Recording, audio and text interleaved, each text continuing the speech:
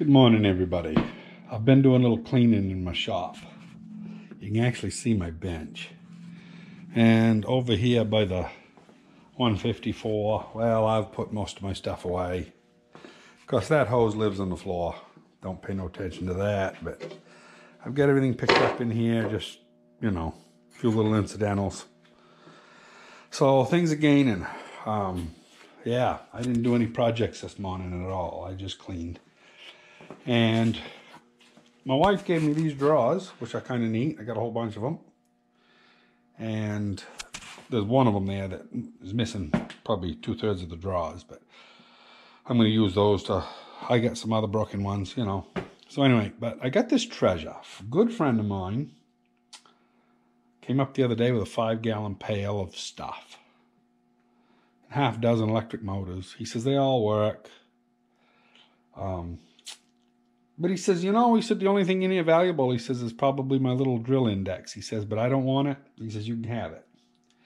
Well, I got to show you this drill index. It's one of the neatest things that almost went to the dump that I've seen in a long time, because he was going to throw this stuff if I didn't want it. And it is this nice little, it's a New Process twist drill company. It's made in Taunton, Mass. And it's a double layer, 30 drills for each layer. This one goes 1 to 30, as you can see.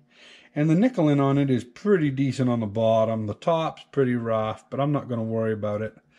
I got to get a real fine wire wheel, something that, as you can see, you know, it's pretty neat.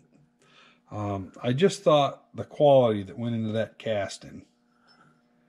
It's like, you know, this is going to be one of those things that's going to set on my desk in the office. I don't have many things down here that I consider kind of like treasures. You know what I'm saying? And that's probably going to be one of them. That's a neat treasure. I got another thing, though, I'll show you that. Kind of a long story how I got it. I took this engine, it's a steam engine, to Freiburg Fair for quite a few years. And I'd take it back to the owner in the fall, after the fair. I'd oil it all up, and he was glad. It was in an old building.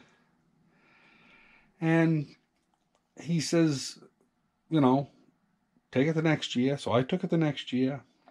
Well, I brought it home. I hadn't got it cleaned up yet.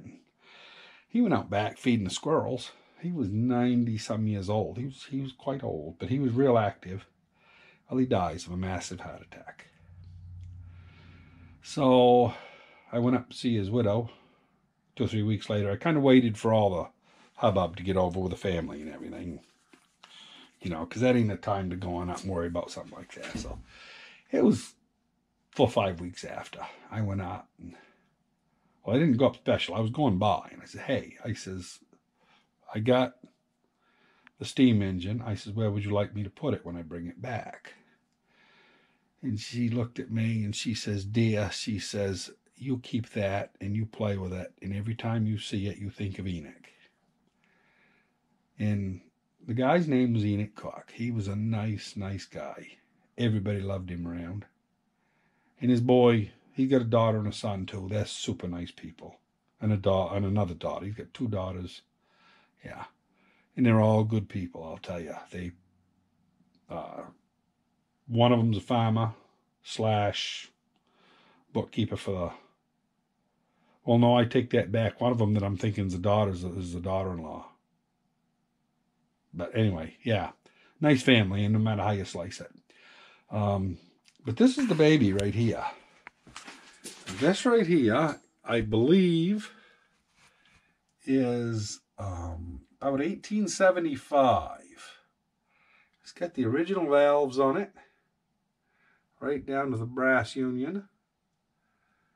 And it's got a Stevenson reverse linkage, I believe they call that. And it's a tall steam engine. She's long-legged. And it comes across, nice little takeoff pulley. But originally, the prop shaft was right in the end right here. And you can see it's got a set screw right there that's not tightened into anything right here. And that's where the prop shaft went out. And this would have run auxiliary anything, you know, whether it was a air compressor or a little generator or whatever. Basically, it was a flywheel, but they finished it off so you could use it. And it's a beautiful little piece. This is one of my treasures that I have in the shop.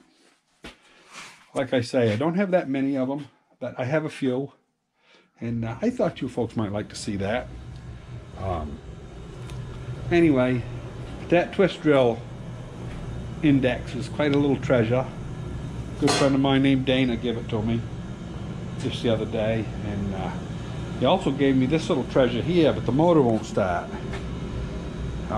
It's an old belt sander. And, you know, this part's all free. Everything moves if you yank on it. So I'm going to be fixing that up because I don't have a belt sander. I've always wanted one. But anyway, it's just a quick little blurb. I just wanted you folks to see that twist drill thing. I thought it was awesome. You might like to have seen it. I will clean it up a little better. Anyway, I got to go see the wife. My playtime down here is over in about 5 minutes because we got to go do some. Well, we got to go get the filter fabric for out there on that grounds that I've been working on. So anyway, hope you enjoyed. We'll talk to you later. And if you like it, give me a thumbs up. Want to ask a question? Glad to answer them. And yeah, you can subscribe. Wouldn't hurt a thing. So anyway, hope you enjoy. Talk to you later. Well, I wasn't going to do any more videoing, but I had to show you this particular thing. You know, talking about treasures. Jezebel wants to come in. She's back in. This is a porcupine that was mounted back about 1915. And it's an albino. And it's done all vintage. Old taxidermy. This is all paper mache. And it's kind of interesting. I gotta go let that dog in because she won't stop barking if I don't. We don't want the neighbors to have a problem. We like to get along with everybody. So anyway, yeah, she'll stay right there and back and back and back. And she turns around and she'll wait for a bone. You did right, Jezebel, huh? Can't hear, but that's all right.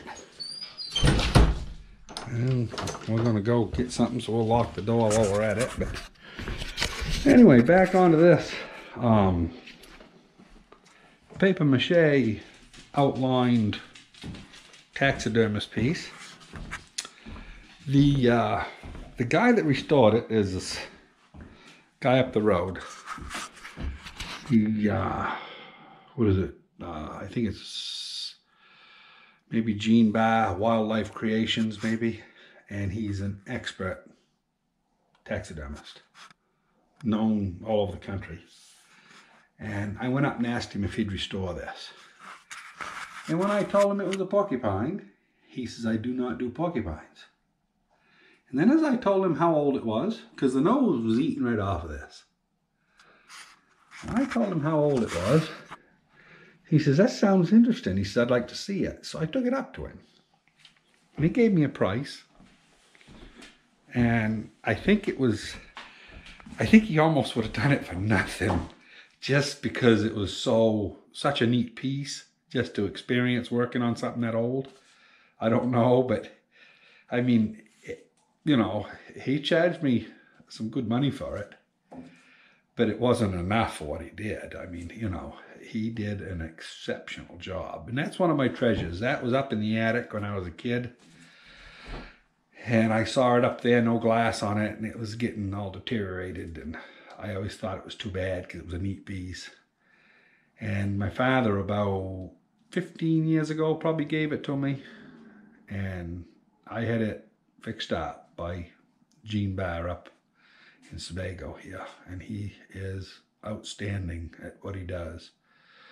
And anyway, yeah, but he normally don't do porcupine. So if you got a porcupine you want to have done, he probably won't do it. But anyway, that's just another treasure I got in the house here that, you know, was given to me by a family, and thought I'd show that to you too. It has nothing to do with mechanical stuff, but it's kind of neat. I'm going to take this down now. Got to take out 4 screws here on the end. This is the box that she starts all the seeding in. And basically, it won't even get worth getting the drill up here for, you know. Just 4 screws, take them 2x4s off, and outside it goes. Goes right to the barn in pieces. And so she'll have her table back tonight. She'll like that. Anyway, I'm going to let you go. I'm rambling too much. Talk to you later.